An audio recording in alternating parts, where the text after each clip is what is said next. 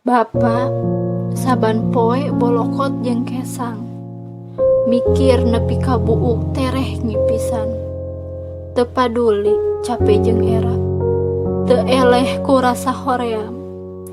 Sosok anu dianggap tara paduli, sosok anu dianggap galak, sosok anu dipikasieun pisan. Tapi Bapa sosok anu pangnyaahna, miheulakeun sagala kahayang barudakna, majuangkeun kabahagiaan jang kulawargana.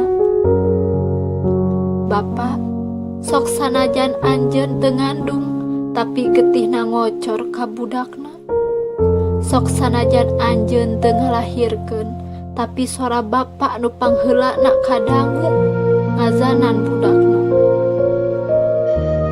Bapa sok sanajan capek beurang peuting gawe kurang sare, belaan anak pamajikan bisa dahar, sangkan teu kalaparan. Sok sanajan Bapa teu bisa meuli baju, nu penting mah anak pamajikan bisa make baju.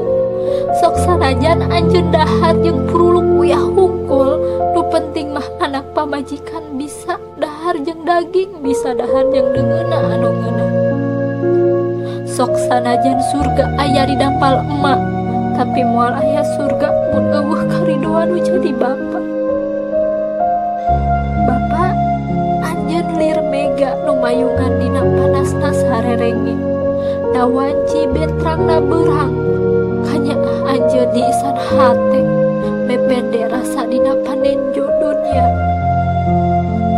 Moal laas sanajan katiga panjang, moal luntur najan hujan mindeng ngaguyur, kamuliaan cinta anjeun bakal ngakar ngawujud tangkal, jadi buah kabagjaan kulawarga salawasna. Bapa sabar anjeun dina nyiar pakeun kiwari geus ngawujud bukti runtut sauyunan keluarga. Hampura abdi Bapa upami baheula ieu diri teh loba pamenta, nganggap gampang sagalana, gurung gusuh kudu dicumponan.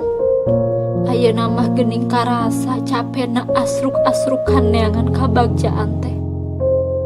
Hampura diri ieu can bisa mulang tarima, boh ku basa atawa carita, komo deui ku harta. Ya Allah Gusti nu agung, pasihan kabagjaan, rejeki nu gampil tur barokah, sehat sareng surga anu langgeng kanggo Bapa abdi, nyaeta Bapa abdi anu tanggung waler ka keluargana,